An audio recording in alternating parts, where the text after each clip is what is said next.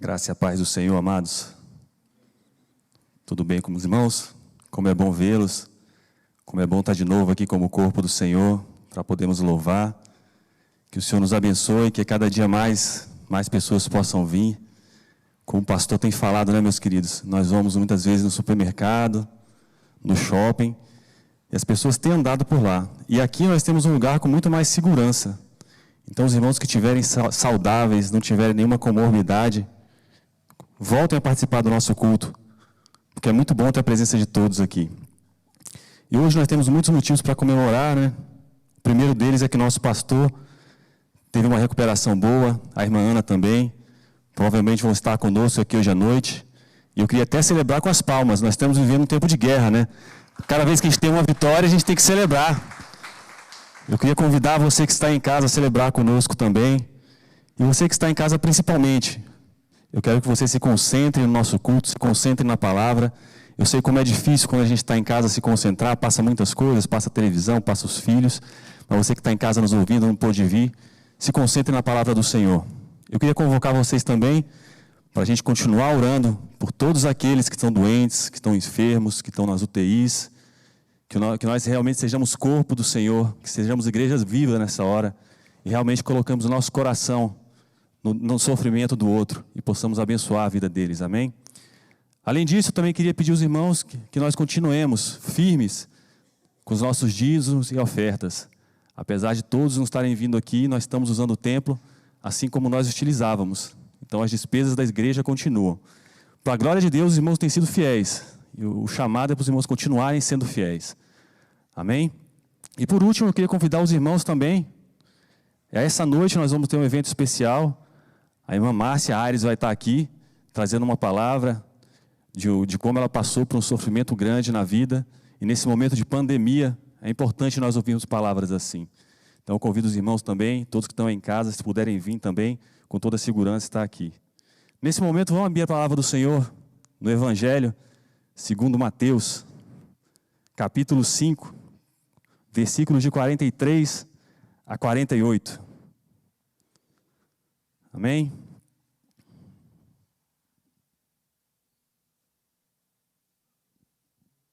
Evangelho de Mateus, capítulo 5, versículos de 43 a 48.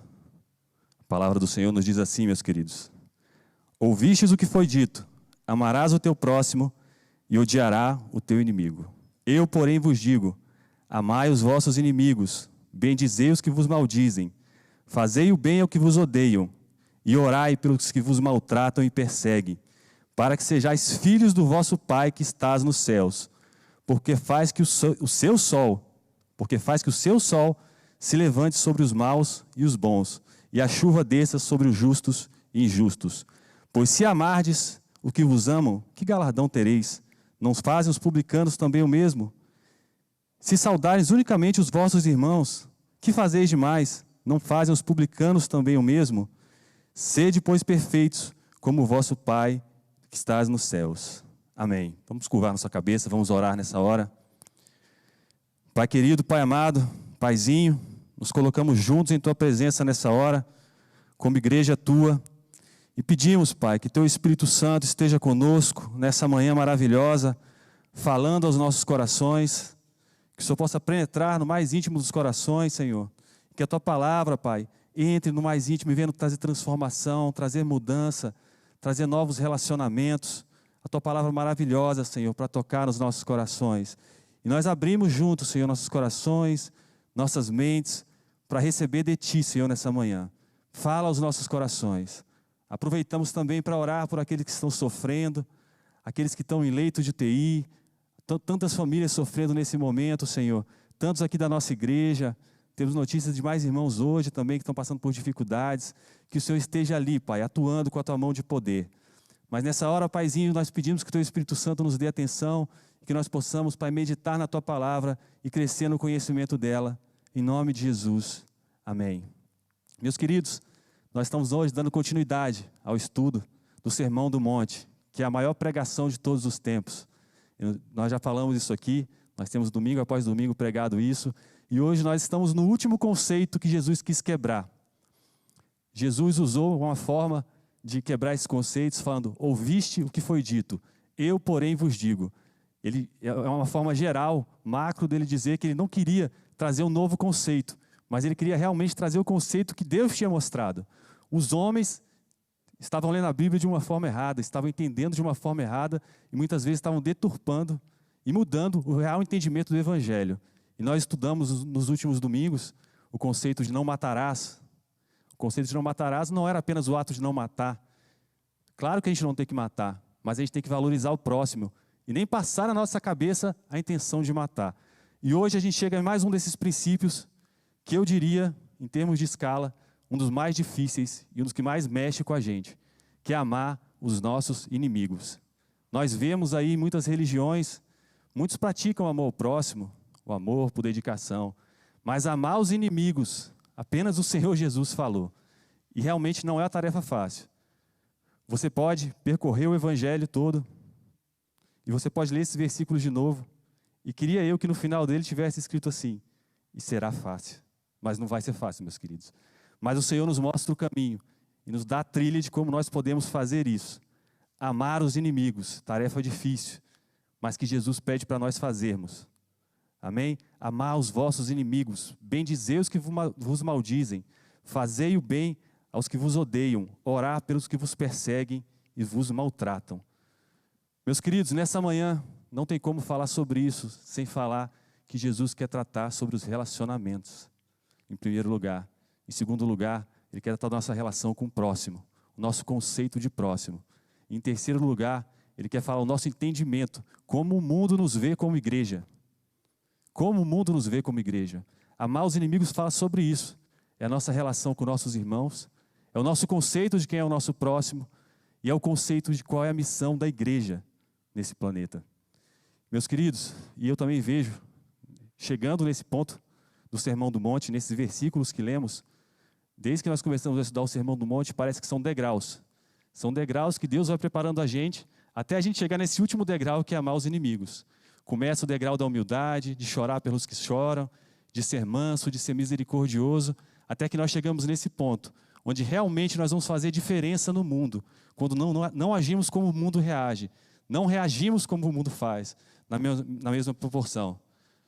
Então, o que Jesus estava querendo falar para nós? O que ele estava querendo combater? Nesse momento que Jesus prega, a religião era conduzida muito pelos fariseus, pelos religiosos da época. E os religiosos viviam a religião por externalidades. Eles queriam mostrar para os outros que eles eram religiosos. Meus amados, e o reino que Jesus veio trazer é totalmente diferente disso. São mudanças interiores, são mudanças no coração, é o novo nascimento, é revolução interna. Os judeus e os fariseus principalmente, eles se gabavam de serem religiosos, de conhecer a lei. E tem até uma figura que eles pareciam uns pombos assim, enchiam o peito e saíam nas ruas cuspindo religião nos outros. Um absurdo. E Jesus, ao ver aquilo, veio trazer a cultura do reino. A cultura do reino é totalmente diferente disso. É a gente se preocupar com o outro, é a gente ser submisso, é a gente rejeitar, é a gente se humilhar diante de Deus, dos homens, para a gente poder ser exaltado. Amém? Os irmãos estão acompanhando aí? Podem dar um amém junto comigo? Amém? Meus queridos, os fariseus, vocês podem ver, nós tivemos o privilégio esse ano de estarmos estudando desde o início do ano os milagres do Senhor. E uma semana antes da pandemia, de nós irmos para isolamento, nós começamos a estudar o primeiro milagre. Eu não sei se os irmãos lembram disso, mas foi marcante porque nós tivemos um momento, e ainda estamos num momento de muita angústia no mundo, de muito sofrimento. E o Senhor nos levou a mostrar, milagre após milagre, que Ele é um Deus do impossível, é um Deus de milagre. Então nós aqui, Ministério 1, estávamos no meio da pandemia, mas estudando milagre a milagre de um Deus que cura, de um Deus poderoso, um Deus que se entregou por nós e curou o coxo, curou o manco, curou o cego. E qual é o problema disso? Que em cada um desses milagres, ou na maioria deles, tem um pessoal lá que estava no meio do milagre, não para acompanhar, para torcer pelo milagre, mas para ver se a regra estava sendo cumprida.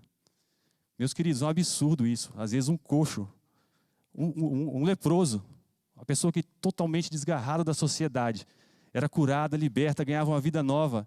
Ao invés de eles abraçarem aquela pessoa, eles estavam preocupados se a regra estava sendo cumprida. Para a gente trazer para o nosso tempo, eles seriam mais ou menos que nem o VAR. Não sei se os irmãos acompanham futebol, os fariseus atuavam mais ou menos dessa forma. Jesus fazia o milagre, curava o cego começava a ver, aí eles corriam para a regra, para ver se estava na regra, não está na regra não. Quase falavam assim, descura, só volta a ficar cego de novo. Um absurdo, meus queridos. E a revolução que Jesus veio trazer é totalmente diferente disso. E o que nós temos que nos preocupar nos nossos dias é para hoje, meus queridos. Nós temos que nos preocupar e não sermos como esses fariseus. Quando Jesus estiver operando um milagre, atuando em nosso meio, nós não ficarmos só preocupando com regras, criando regras. E mais que isso, nós temos que preocupar como o mundo tem nos visto. Sem dúvida, que maravilha, o nosso pastor e a irmã Ana chegaram aqui, muito bom ver vocês aqui, que motivo de alegria. Glória a Deus. Como o mundo nos vê. Os fariseus, sem dúvida, não estavam representando o povo de Deus. Estavam representando externalidades. Não tinha nada a ver com o reino. E muitas vezes, infelizmente, hoje, o mundo tem visto a igreja do Senhor dessa forma. Eu não sei quantos irmãos já leram o livro do pastor Philip Yancey. Um livro muito famoso, Maravilhosa Graça. Eu aconselho os irmãos lerem. Cada capítulo dele, ele fala de um aspecto da graça, usando uma situação prática da vida. Uma situação real que aconteceu. E no primeiro capítulo, ele expressa muito essa realidade de como o mundo vê a igreja. Uma prostituta procura o pastor, desesperada, porque ela está sem dinheiro, não consegue mais se sustentar, está fazendo coisas terríveis para poder manter a vida dela, uma situação deplorável. Ela tem uma filha, e o livro cita coisas terríveis que ela tem que fazer para sustentar ela, a filha dela e o vício dela. E o pastor se consterna com aquilo e faz um convite, a convida para ir para a igreja. E a resposta dela, meus queridos, é exatamente a resposta que muitas vezes o mundo e a visão que o mundo tem de nós. Ela responde para ele, por que eu iria para a igreja? Eu já me sinto tão terrível, eles vão me fazer sentir pior. Meus amados, assim como os fariseus, muitas vezes a igreja do Senhor quer ser santa, mas quer os seus santos acusadores, impositores, não os santos que amam, os santos que abraçam, os santos que acolhem. E o Senhor, quando fala de amar os inimigos, está falando que Ele quer esses santos, os santos que realmente abraçam, que acolhem, que estão perto, que estão próximos. Amém? E essa semana também, né, amados? A gente não precisa ir para os Estados Unidos, ouvir o Filipe antes falar isso. A religiosidade está em nosso meio também. Infelizmente, também tivemos a triste notícia essa semana de uma desgraça que aconteceu na nossa nação, que foi aquela menininha de 10 anos, que foi violentada por anos, uma situação terrível, deplorável, muito triste, e conseguiu ficar pior, meus queridos, com a atuação da mídia, divulgando mais e mais informações sobre aquilo, para piorar, grupos políticos usando a informação para interesses próprios, e ainda, pior ainda, a igreja, em vez de ser aquela que acolhe, que abraça, indo acusar, muitas vezes dizendo que é pró-vida, mas é só pró-nascimento. Não pensam na vida como um todo, não acolhem e não são misericordiosos. E amar os inimigos passa a gente pensar nas nossas relações com os nossos próximos, mais próximos, expandir o nosso conceito de próximo e expandir o nosso conceito de reino de Deus. Amém? E para isso nós vamos caminhar um pouquinho, para a gente entender esses versículos que nós lemos hoje, a gente vai ter que voltar um pouquinho, não precisa abrir a Bíblia, mas nos conceitos que Jesus falou no Sermão do Monte. Porque são conceitos importantíssimos para a gente chegar nesse último princípio, que é amar os inimigos e perdoar todos que nos ofendem. E para começar, amados, como eu falei no começo, o Sermão do Monte é o ponto alto da pregação de Jesus. Eu não sei se os irmãos se atêm a isso, mas o Deus Criador, como diz um cantor que eu gosto muito, Felipe Valente, aquele que não cabe no céu dos céus, pediu para morar no meu coração. Vocês já pensaram nisso? O nosso Deus é aquele que não cabe no céu dos céus. Ele é de eternidade a eternidade. Ele era, Ele é e Ele será. Ele criou todas as coisas. E nesse momento aqui, Ele mandou seu Filho. Então o amor de Deus se materializou por nós, com o Filho dele aqui na terra. Jesus Cristo veio como homem, começou seu ministério, fez milagres. E está aqui nesse momento que nós estamos estudando, mostrando como é que é a cultura do reino dos céus. O que é a cultura, meus amados? É como a gente vive, como a gente anda, como a gente pensa. Nós temos a cultura brasileira. Muitos fora do Brasil vão falar do samba, de algumas coisas que o pessoal vê de fora a gente. E Jesus está falando aqui, ó, os servos de Deus, do reino de Deus, a minha cultura, começa aqui na terra com vocês e vai continuar no céu. São princípios, valores, características que não são dessa terra, mas eu vou dar para vocês porque vocês já são do meu reino. Então, amados, que maravilhoso a gente poder infelizmente no momento de pandemia, mas ter essa revelação do Senhor e poder ser fortalecidos pela graça dele e poder saber como é que é a visão de reino. E qual o problema que nós tivemos, amados, que Jesus teve? Jesus estava falando uma coisa totalmente do que os judeus estavam esperando, totalmente contrária ao que os judeus estavam esperando. A Bíblia do Novo para o Antigo Testamento são 400 anos que ficaram sem profecias. E naquele tempo os judeus estavam esperando que Jesus sim subisse no monte, que sim ele fizesse um discurso inflamado, mas era um discurso inflamado para convocar todo mundo para uma guerra. Eles esperavam que Jesus fizesse igual o filme 300. Senhores, vamos nos unir, vamos derrubar as muralhas e vamos tomar o império de Roma e seu reino vai ser instalado. E Jesus fala o contrário. Até quando ele está com Pilatos questionando ele, você é rei? E ele fala, não, meu reino não é deste mundo. Ele não fala que não, ele fala que meu reino não é deste mundo. E é isso que ele veio pregar. E os judeus não conseguiram entender essa loucura maravilhosa que é o Evangelho. São valores e princípios totalmente diferentes do mundo. E Jesus começa as bem-aventuranças, e bem-aventurado já é uma palavra forte, meus queridos. Bem-aventurado quer dizer felizes, como nós estudamos aqui. E como o homem sem Deus busca a felicidade, né? Nós vemos na história toda, desde Aristóteles, todos os filósofos que passaram depois, Pascal, Nietzsche, vão tentar explicar de alguma forma um caminho para a felicidade. Vários profetas no mundo aí, ditos messias, tentando explicar. E Jesus, a primeira palavra que ele fala no sermão dele, para ser feliz, tem que seguir o que eu estou falando. Olha que maravilhoso, nosso Deus é direto. Ele não faz desvios, o que ele quer falar, ele fala direto. E como diz também o autor John Piper, americano, o problema do homem não é a busca pela felicidade, é se contentar com a felicidade mínima. E os homens buscam a felicidade em vários lugares. Os homens, principalmente, do sexo masculino, os homens mesmo, normalmente no mundão gostam de ter carro, de buscar posses materiais. Mas, amados, se você pensar que você comprar uma Ferrari hoje, passa um ano e ela já não está mais nova, sua felicidade já diminui. Na verdade, muito menos que isso. Quando você sai da concessionária, ela está com um valor muito menor. E muita gente busca os seus prazeres, busca felicidade em viagens, em casamento, no seu relacionamento. E Jesus fala que a felicidade não está em nada disso. É um conceito totalmente diferente do mundo. A felicidade começa em você ser humilde de espírito. Bem-aventurados os humildes de espírito, porque deles é o reino dos céus. Amém? E ser humilde de espírito, meus queridos, não é você ser rebaixado, você vender seus bens, seus bens materiais e virar um monge, assim como pensava São Francisco de Assis. Ser humilde de espírito é a forma como você se relaciona com Deus. Você chega diante dele sem nenhum orgulho, com o coração vazio, puro, para poder ser cheio da presença dele e realmente começar a fazer diferença e a viver o reino dele aqui nessa terra. Amém? Eu vou falar sobre 3 características, não vou falar sobre todas, senão a gente voltaria à primeira ministração sobre o Sermão do Monte. Mas eu vou falar de 3 que eu acho muito importantes para a gente conseguir compreender como amar os nossos inimigos. A segunda dela é chorar com os que choram. Bem-aventurado os que choram, porque serão consolados. Chorar aqui, meus queridos, não é apenas um choro de você chorar por uma coisa triste que aconteceu na sua vida, como nós temos sofrido aqui muito com o Covid. Não é chorar por causa de um time de futebol, por causa da derrota de um time de futebol. Hoje eu posso até falar de futebol, que fazia anos que eu não falava, meu time estava sempre nas últimas colocações. E até ontem, pelo menos, ele está como líder agora, faz anos que eu não vejo isso. Então hoje eu posso falar de futebol, amanhã eu já não sei. Mas não é esse choro que Jesus está falando. É o choro do arrependimento. É o choro da gente não se conformar com o pecado. É o choro do quebrantamento. E eu queria que os irmãos abrissem comigo para vocês entenderem esse choro. É o choro de Davi. Quando o profeta Natan confronta ele em relação ao pecado. Salmo 51, do versículo 1 ao versículo 4. O que Davi fala? Davi poderia muito bem ter mandado matar o profeta, ter escondido o pecado, mas não. Olha o que ele fala, meus queridos, o choro do quebrantamento. Tem misericórdia de mim, ó Deus, por teu amor, por tua grande compaixão, apaga as minhas transgressões, lava-me de toda a minha culpa e purifica-me do meu pecado. Pois eu mesmo mereço as minhas transgressões, e o meu pecado sempre me persegue.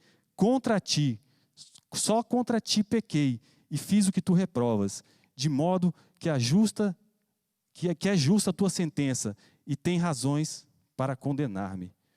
Amados, a característica dos que são do reino dos céus, da cultura do reino, é você ser humilde, é você não se acomodar com o pecado nosso de cada dia. E é isso que Jesus nos chama. Quando nós conseguimos vencer essas coisas, nós conseguimos dar um próximo passo e expandir nosso conceito para amar os nossos inimigos. E o último ponto que eu queria falar dessas bem-aventuranças são os misericordiosos. E isso é uma coisa que nós temos vivido no dia a dia do nosso WhatsApp. Nós somos os misericordiosos, aqueles que colocam o coração no problema dos outros. E aqui vai um alerta, meu querido. Nós temos acompanhado, eu vejo muitos irmãos orando pelos outros. É muito lindo ver isso, a igreja do Senhor viva naquele nosso grupo do WhatsApp da igreja. Mas eu quero te convocar também, sempre que você que não está participando, tente achar um dos pedidos ali, ore. Realmente se coloque a pessoa na presença de Deus, se preocupe com ela, veja como é que estão as notícias.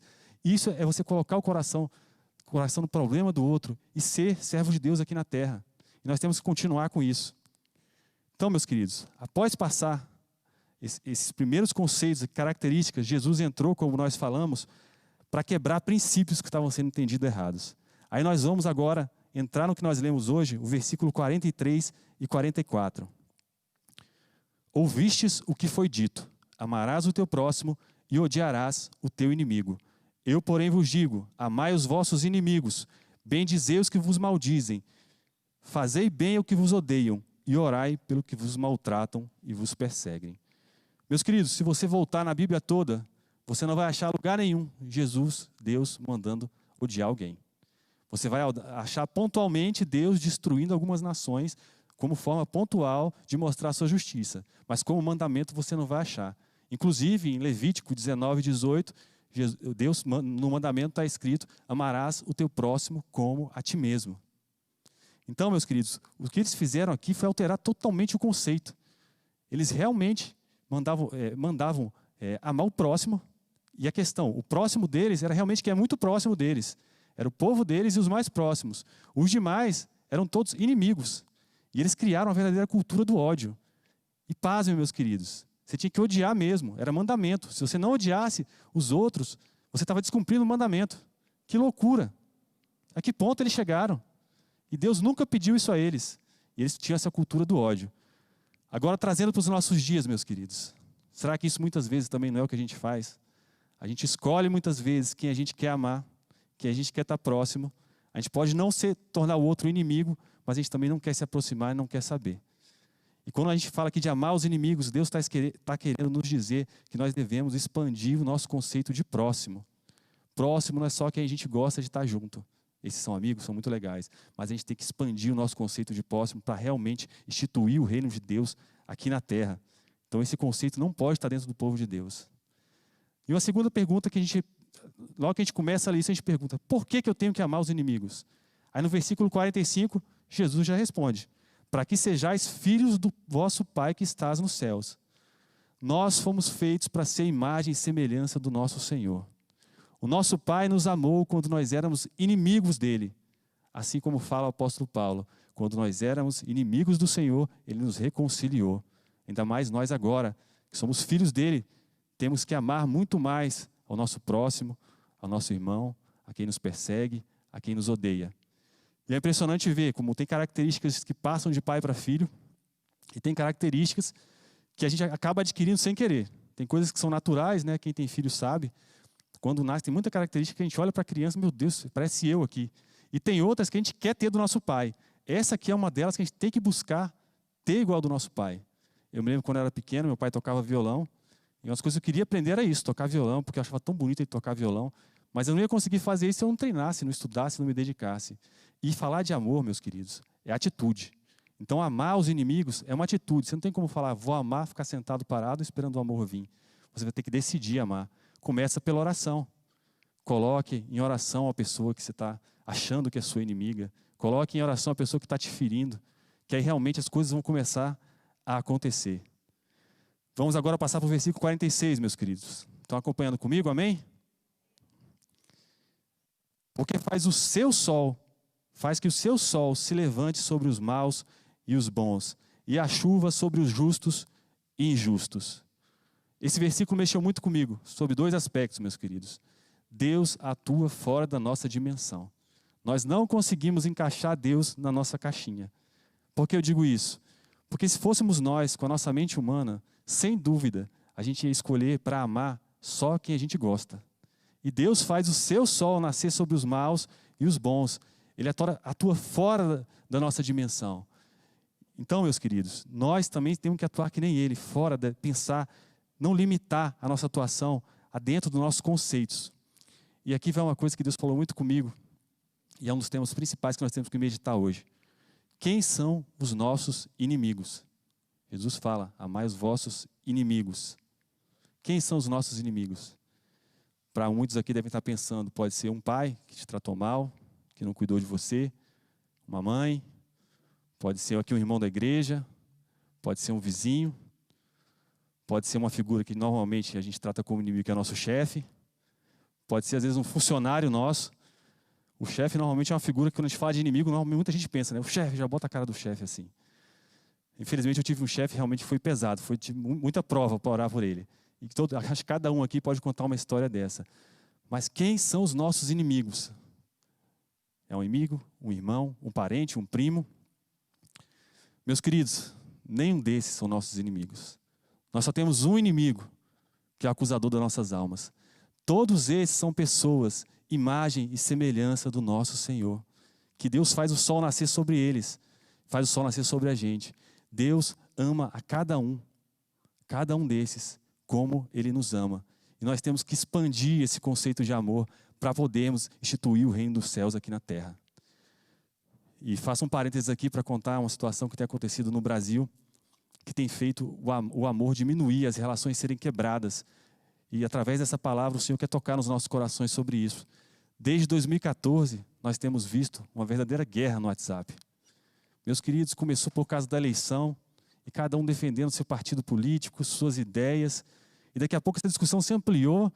Hoje em dia o pessoal briga até por comida, quer que a sua opinião sobre comida seja melhor que a do outro, e são grupos se acabando. Se eu perguntasse aqui para os irmãos, eu tenho certeza que vocês iam poder contar quantas pessoas saíram do grupo e quantos relacionamentos foram quebrados por causa que nós queremos impor nossas opiniões. Meus amados, que coisa pequena. Em vez da gente olhar o mundo pelo olhar do outro, por que ele está respondendo daquela forma? A gente quer impor a nossa visão na visão do outro. É impossível nos nossos dias nós amarmos os nossos irmãos, amarmos o nosso próximo, amarmos os nossos inimigos, se nós quisermos impor a nossa opinião. Surgiu, na verdade, uma verdadeira síndrome, hoje em dia, nos nossos dias. Qual é a síndrome? Do eu estou certo. Você não se importa com o que o outro está pensando. Na verdade, você está sempre certo. A sua opinião é que vale. Meus queridos, nós temos que quebrar isso. Nós temos que quebrar isso. Para amar os nossos inimigos, nós temos que acabar com essas divergências. E Deus quer hoje trazer para a gente, meditar sobre isso. Nós temos quebrado a relação pelo que realmente importa. Nós temos nos colocado no lugar dos outros. Nós temos colocado o nosso coração no coração do outro. Essa semana eu estava lendo um livro, fazendo um parênteses aqui, meus queridos, que eu comprei, não porque eu gosto de livro de autoajuda, mas porque a livraria Leitura do Pi estava vendendo os maiores livros lá por R$10, que ela está fechando. Infelizmente ela está fechando.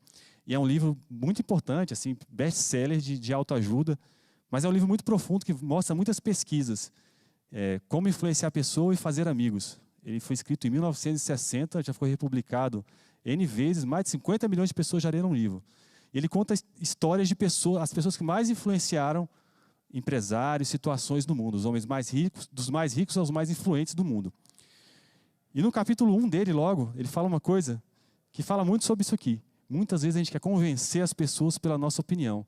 E ele prova que as pessoas não são convencidas pelas nossas opiniões quando a gente discute com elas. E o capítulo 1 é essa, não critique, se coloque no lugar do outro.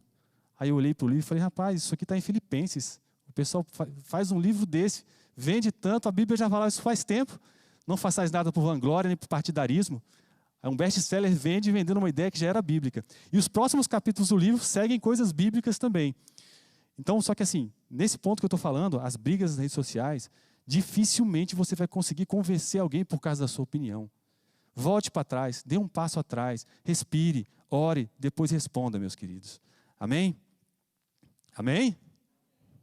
É difícil falar amém com máscara, né? Cantar com máscara, falar amém com máscara. Mas vamos seguindo aqui. Pois, se amardes os que vos amam, que galardão tereis? Não fazem os publicanos também o mesmo? E se saudardes unicamente os vossos irmãos, que fazeis demais? Não fazem os publicanos também assim? Publicanos, meus queridos. É bom entender esse conceito, para a gente poder entender o que Jesus estava querendo falar para a gente aqui. Publicano para os judeus era o pior tipo de traidor que poderia existir. Porque eles largaram o povo judeu, foram trabalhar para o Império Romano, e pior que isso, além de trabalhar para o Império Romano, que tinha oprimido o povo judeu, eles extorquiam o seu povo. Eles conseguiam pegar mais dinheiro, oprimindo o povo. Então eram os maiores tipos de traidores que poderiam existir. Jesus pega esse pior tipo de traidor, coloca na frente dos judeus e fala: se vocês amarem que neles amam, o que vocês fazem demais? Isso vale muito para a gente nos tempos de hoje, amados. Se nós amarmos só a nossa rodinha, só quem está aqui, que diferença a gente tem de um ladrão, de um presidiário, de alguém que assalta um banco? Ele faz o mesmo. Nós temos que expandir o nosso conceito de próximo e o nosso conceito de amor. E para os nossos dias, meus queridos, isso vale muito. Muitas vezes nós nos fechamos aqui na igreja, como clubinho, e até dificultamos muitas vezes as pessoas chegarem até aqui. E o que Jesus quer é que a gente expanda esse conceito, que a gente levante nossa cabeça dessas quatro paredes e veja que o mundo está se perdendo, o mundo vive em crise, e nós somos a resposta com a paz do nosso Senhor. Na prática, meus queridos, como é que nós podemos expandir esse reino, expandir esse olhar? Meus queridos, nosso ministério 1 a 1 tem crescido. Nós acabamos de ter um filhinho novo que está nascendo, que é o nosso ministério em Unai. Olha que maravilha, é o reino de Deus crescendo. Mas a pergunta que fica para nós hoje é o quanto nós se importamos com isso, de ver o reino do céu se expandindo. Esses dias, no começo da doença do nosso pastor, eu até liguei para ele, orando por ele, e na hora que eu estava orando por ele, o Espírito Santo me tocou. Ele estava dando aula em Unai. Como é que estão os meninos lá de Unai? Como é que está a obra? E eu falei: rapaz, eu nem pensei sobre isso. Aí rápido eu liguei para o pastor Mário, liguei para o pastor Alcides, daqui a pouco eles me tranquilizaram. Graças a Deus o treinamento já estava no final, e eles continuam a obra muito bem, estão se reunindo todos os domingos, a obra não para. Mas surgiu esse alerta no meu coração: amar os inimigos, tem que amar os próximos, e amar os próximos a gente tem que fazer a nossa igreja fazer a diferença, a gente tem que expandir o olhar. Ministério A1 nós temos que expandir o nosso olhar. Nosso ministério cresceu, nós temos ministérios em volta, nós temos que apoiar, nós temos que orar, nós temos que nos reunir, nos preocupar com eles. Amém? E para expandir a nossa visão de reino e a gente realmente influenciar essa terra que a gente vive, fazer diferença, tem 3 coisas que eu separei para falar para os irmãos nessa manhã. A primeira delas vem do livro do C.S. Lewis. Não sei se os irmãos já leram, Cristianismo Puro e Simples. Muitos irmãos aqui já leram, o livro é muito bom.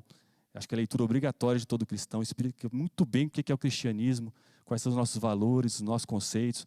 Eu falo para vocês lerem o livro, mas tem que manter em dia a leitura da Bíblia. Não é só para ficar lendo o livro, não. Tem que ler a Bíblia primeiro. O que C.S. Lewis faz? C.S. Lewis, como bom marqueteiro, o nome do capítulo que ele fala de como a gente expandir é Vencendo o Maior de Todos os Pecados. Aí já chama a sua atenção. Você olha assim, não tem pecadinho e pecadão. Como é que ele está falando que tem vencer o maior de todos? Que maior de todos os pecados é isso? Não existe. Mas você vai chamando a atenção para isso. Mas, na verdade, o que ele fala é o seguinte: tem um dos pecados que ele gera todos os outros, que é o orgulho.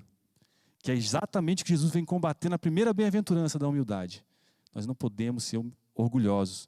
Para ser humildes de espírito, nós temos que se largar todo orgulho. E C.S. Lewis fala que o orgulho, ele usa até a figura de uma galinha, é a galinha chocadora de todos os outros pecados.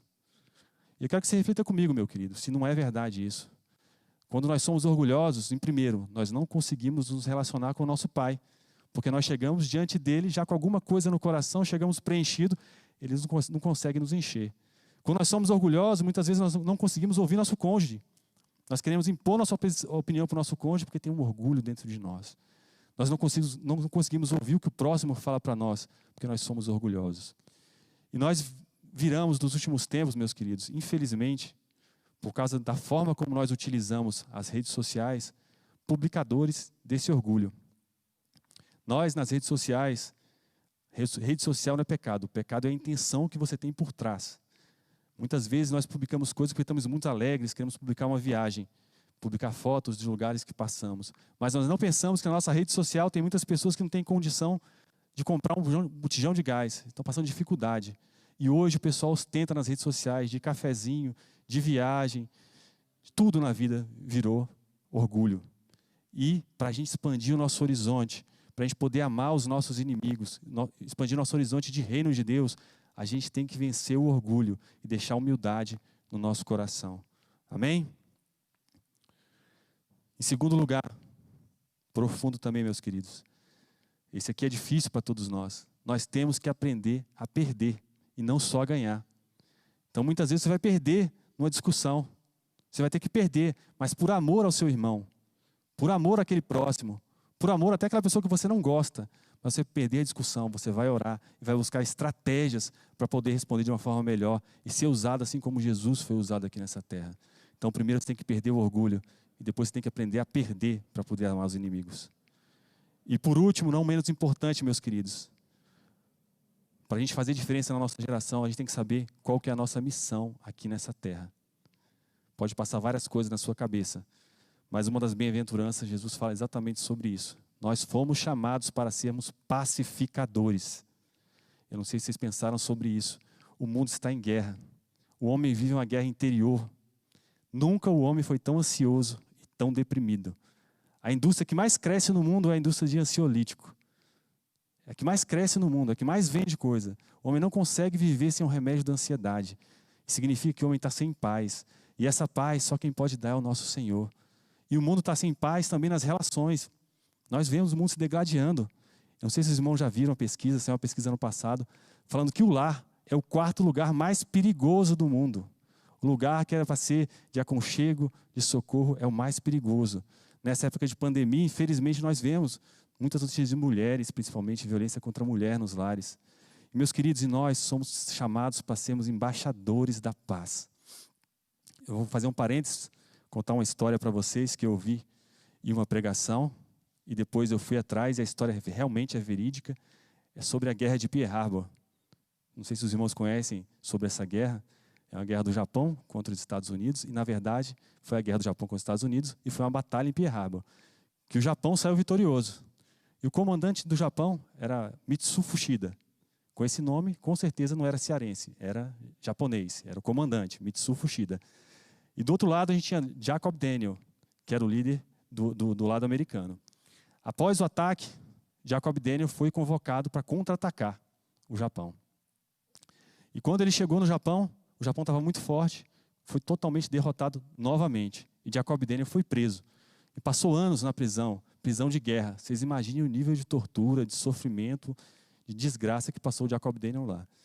Mas, para a glória de Deus, vários amigos dele que vieram dos Estados Unidos, que estavam presos lá, eram cristãos. E tinham pedaços da Bíblia lá. E durante esse período da prisão, ele se converteu ao Evangelho numa prisão japonesa.